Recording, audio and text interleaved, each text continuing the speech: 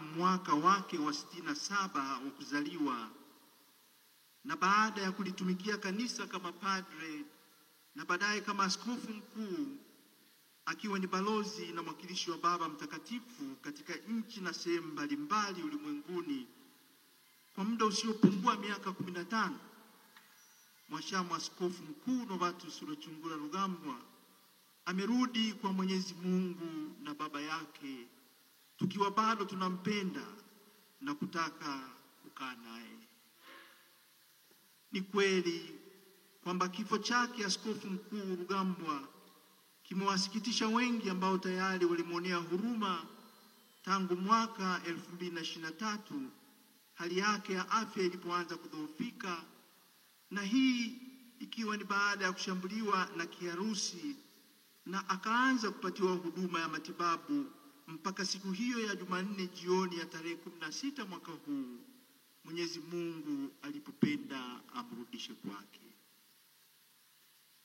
Kwa dada mpendwa Mama Yasinta, ndugu jamaa na marafiki wa familia, na kwa namna ya pekee ndugu yetu Abitus aliyemhudumia siku zake za mwisho, hali hii itakuwa imewatendea sana, tukikumbuka kuwa ni miezi 6 tu iliyopita walipomwaga mdogo wake na Askofu Mkuu Rugambwa, marehemu Profesa Sweetbart, ambaye wakati fulani alijitolea kumuuguza kaka yake alipokuwa New Zealand, na baadaye akajitolea tena kuwa naye alipopelekwa Roma mwaka jana.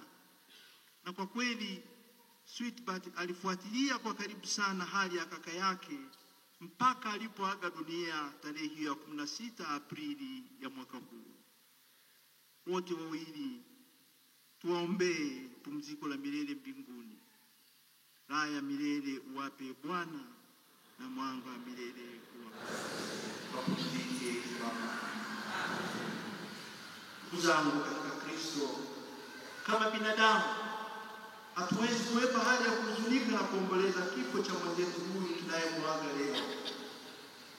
Naombeni tuendelee kukua katika imani na matumaini, tukifarijika na kujiaminisha kwa ndugu yetu huyu atapumzika katika raha ya milele, kule ambako hakuna maumivu na shida kama zile alizopata akiwa bado hapa duniani, kule ambako kifo hakitampata tena.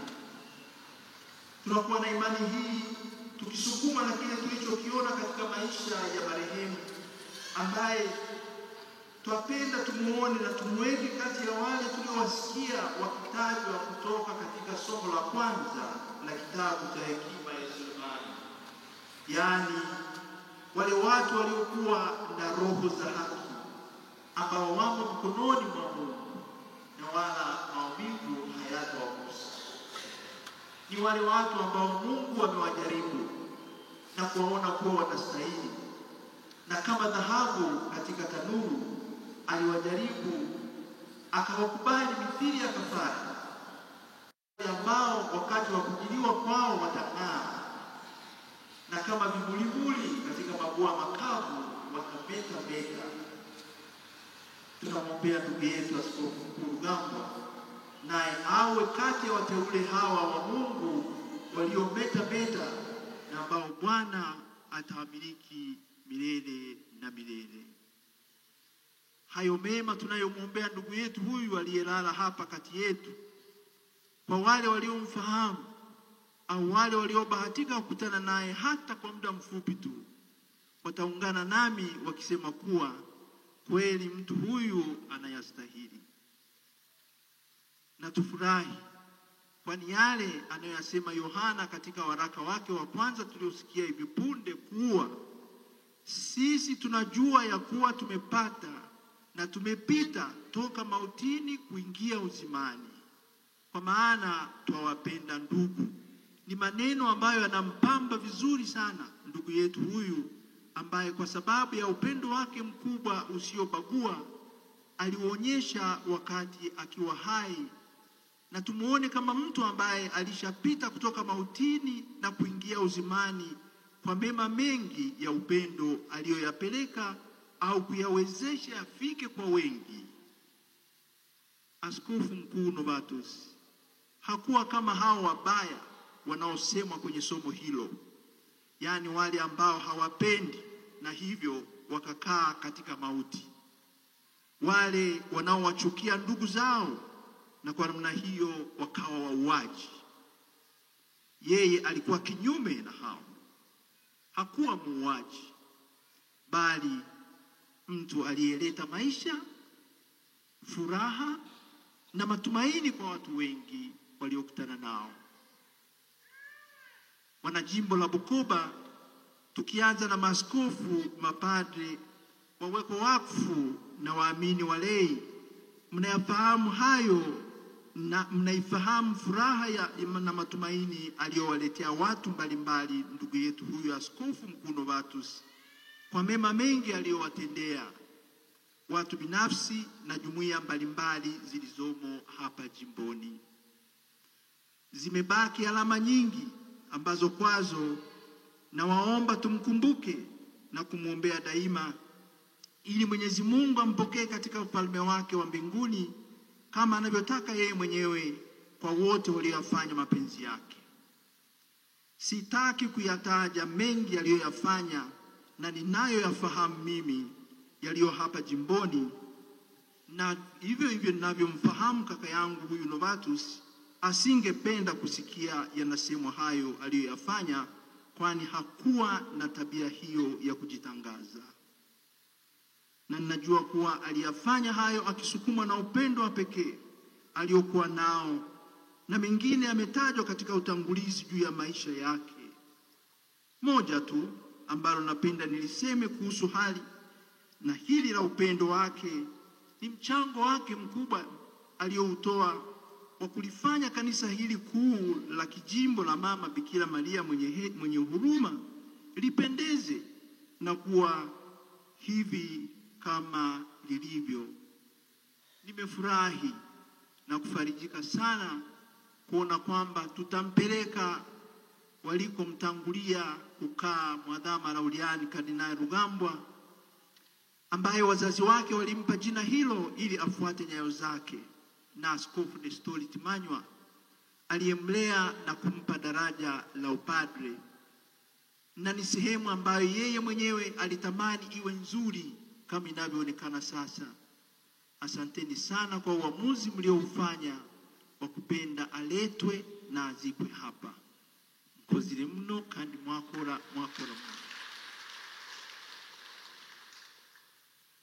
Upendo wake hapa Tanzania haukubaki katika jimbo la Bukoba tu, bali umeenea hata kwenye majimbo mengine nchini Tanzania na hata kwenye jamii yetu ya Tanzania kwa ujumla. Kwa hili la mwisho, inatosha kuyasoma yaliyokwisha andikwa kuhusiana na moyo wake wa huruma na upendo aliouelekeza kwa watoto maskini, na akawezesha kuwapata masista wa Maria ambao wako wanafanya utume kwa faida ya vijana wanaotoka katika familia maskini, wakiwezeshwa kitaaluma na kiufundi kwenye masomo haya ya amali kwenye shule zao huko jimbo kuu la Dar es Salaam na jimbo kuu la Dodoma. Nilifarijika niliposoma homilia aliyoitoa Kardinali Pietro Parolini, katibu wa sekretariati ya nchi ya Vatikani, wakati wa ibada ya misa takatifu ya kumwaga marehemu Askofu Mkuu Rugambwa iliyoadhimishwa kwenye kanisa kuu la Mtakatifu Petro siku ya Alhamisi tarehe 26 mwezi huu. Pamoja na kuitaja hiyo fadhila ya upendo tuliyosisitiza hapo juu, Kardinali Parolini alimweleza Askofu Mkuu Rugambwa kama mtu aliyekuwa na imani thabiti, upendo wa kichungaji na busara vilivyompa nguvu na kumsaidia katika utumishi wake wa kidiplomasia na katika mahusiano aliyofanya na watu wa mataifa. Mtu wa uadilifu, huruma, uvumilivu, unyenyekevu na mwenye kujitoa sadaka. Yote hayo yalimwezesha kufanikiwa katika utumishi wake na huduma alizozitoa. Tunapokuwa tunawaombea marehemu, liturujia yetu ya Kanisa Katoliki hutupa nafasi ya kuliadhimisha fumbo la Pasaka, yaani kifo na ufufuko wa Bwana. Ni wakati mama makanisa anapotutaka tuingie katika ukomavu wa imani, ili tujue kwamba kifo si mwisho wa maisha, bali mwendelezo wa maisha na mwanzo wa maisha ya uzima katika Kristo, kwa yeyote aliyekufa akiwa ameungana na Kristo. Ndugu zangu, kwa yote hayo niliyoyataja hapo juu na yaliyotawala maisha ya mtumishi wa Mungu huyu tunayemwombea na kumsindikiza leo, niwaalike tena tujiaminishe kuwa amekufa akiwa ameungana na Kristo kwa namna inayostahili, na tumtakie pumziko la milele na la amani katika Mungu aliyempenda na akamtumikia. Ndugu zangu, tunalia na kuhuzunika, kwani tumepata pengo na tutaukosa mchango wake tuliofaidi daima. Wakati huo tukione kifo chake kama changamoto na furaha kwetu. Tumshukuru Mungu aliyetupa zawadi hii ya mtumishi wake mwenye vipaji na uwezo mkubwa uliojaa imani na fadhili za Mungu. Ni furaha kwetu, kwani Askofu Mkuu Rugambwa alikuwa ni zawadi kote alikohudumia, na kaonesha kuwa ni rahisi kuipata na kuleta furaha ya Mungu na utukufu wake, na tukaanza kuonja tukiwa bado hapa duniani. Kifo chake kinatuachia pia changamoto, ambayo ni kazi ya kujitahidi kufuata nyayo zake na kuwa tayari kuyafanya yale mema aliyoyatenda na yakaonekana wazi mbele za watu.